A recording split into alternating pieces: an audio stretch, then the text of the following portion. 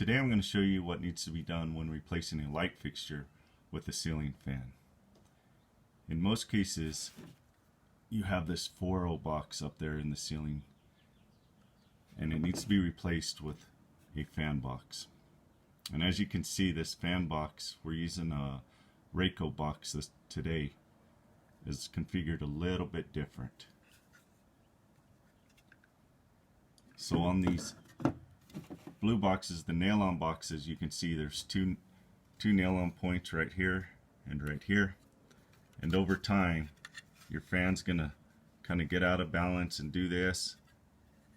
Your nails are gonna work out, and you're gonna end up with a ceiling fan in your lap, in bed with you, splashing on the floor. So please use one of these boxes, and it'll save you a lot of headache in the end. Here again, it's a Rayco ceiling box. As you can see, it's rated, come on, it's rated for 70 pounds.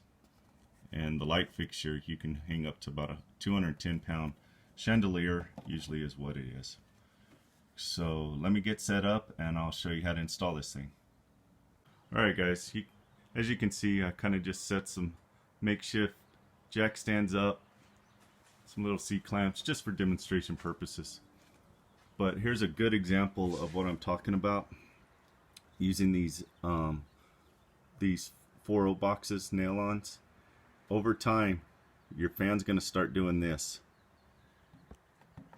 and it's just going to start wiggling and working its way out, and before you know it, this comes right off, falls, and you've got trouble.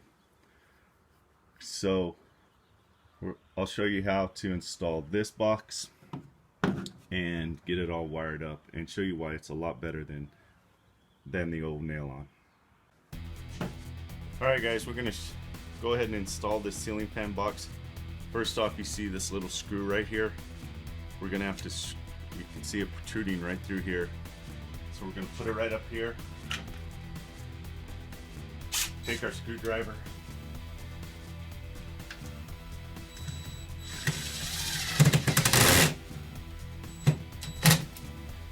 And send her on home. Also, this box comes with 2 other mounting screws that you will mount your saddle with. So in most ceiling fans, and all ceiling fans, it'll come with one of these. So you'll just come up here, get this going. We'll get it started for right now.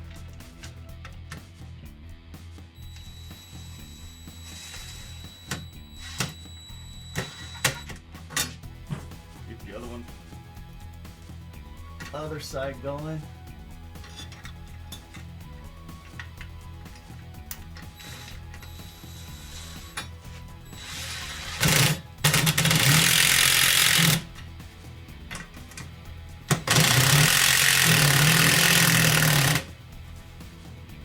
And send her on home. See how secure this is? Not gonna move. Well, if you were using this, and imagine setting this, hooking this up to here, how insecure this would be.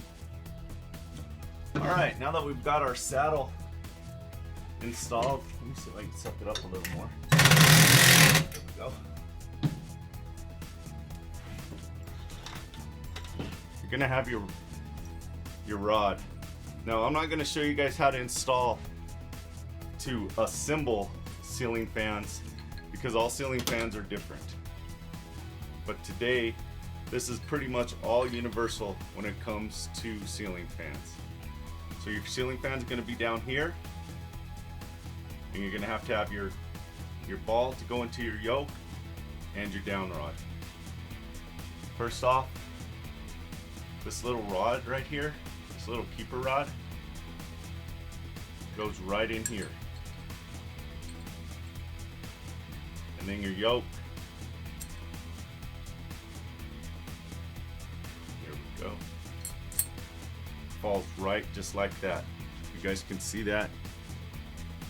That's what's holding your ceiling fan up. This pin is very, very important. Also, you'll notice there's a screw hole right here. This will come with the ceiling fan. So you go ahead and put this set screw in.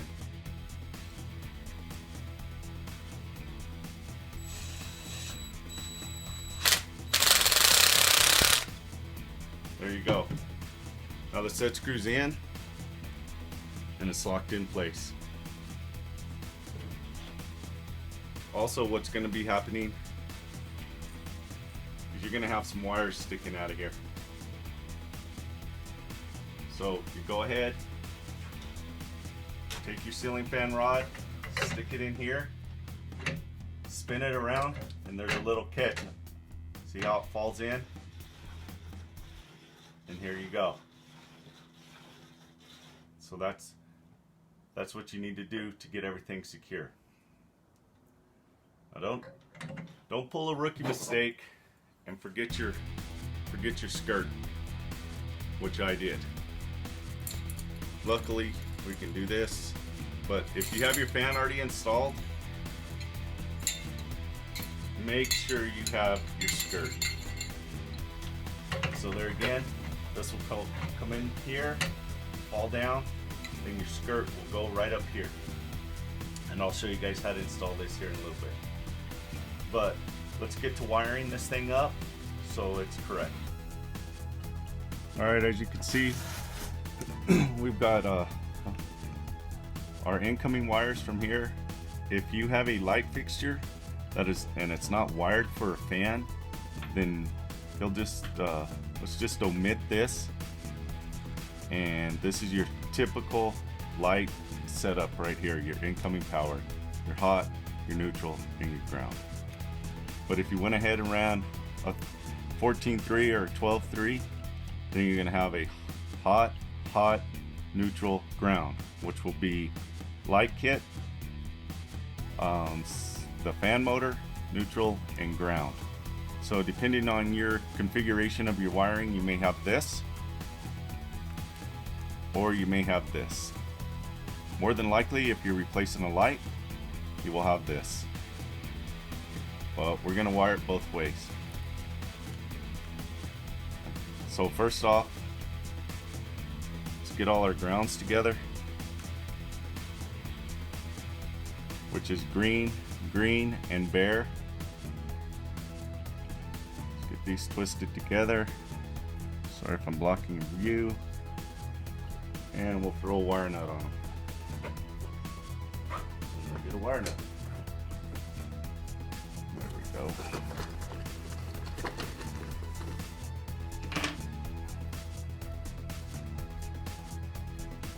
So we'll get that kind of started.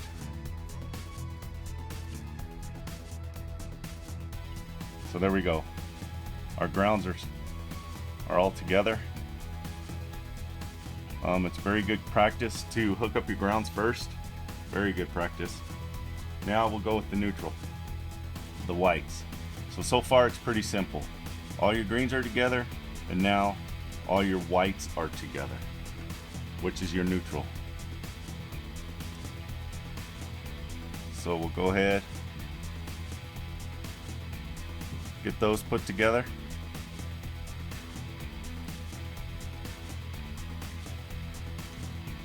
So you got your ground and your neutral. Now we'll start working on your black. Now if you only have the black, white, and bare up in your box, what you're going to want to do is tie these two together to this one wire. Because remember, this is one of these is your light kit, and the other one is your fan motor. So there again, if you have this set up without the red wire, tie them both together and all to the black. But say we have a ceiling fan setup, we're going to tie our black and black together.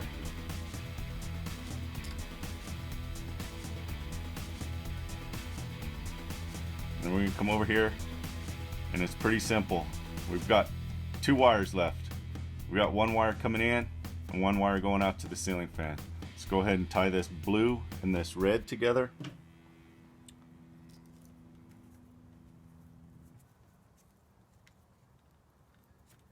Make sure they get connected.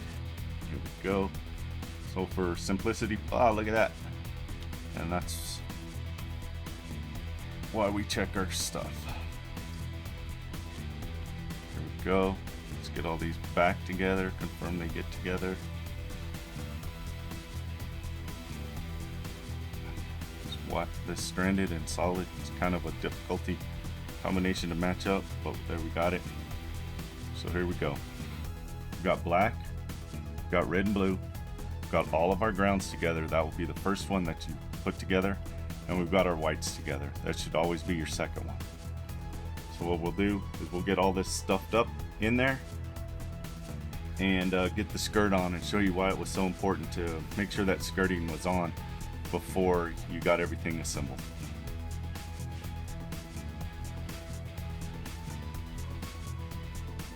Alright guys, I changed a little view for you, angle of the view. Here we go with this skirt, and as you can see, there's 2 screws that will go in the bottom of this saddle here.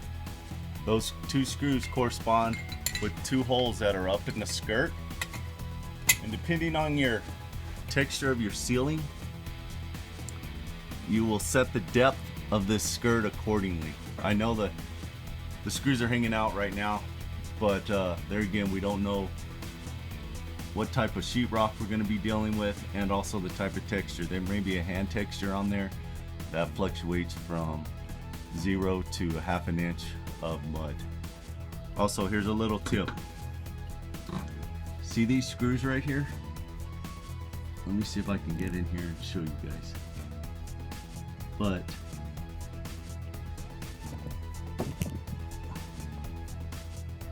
if you notice, these aren't white, since the screwdriver took the paint off. So a little trick we've learned through installing in custom homes is we carry a little bit of white out and just go up there and touch them up after we're done, and they look good as new. So that's all I have for today, and as always, be safe out there.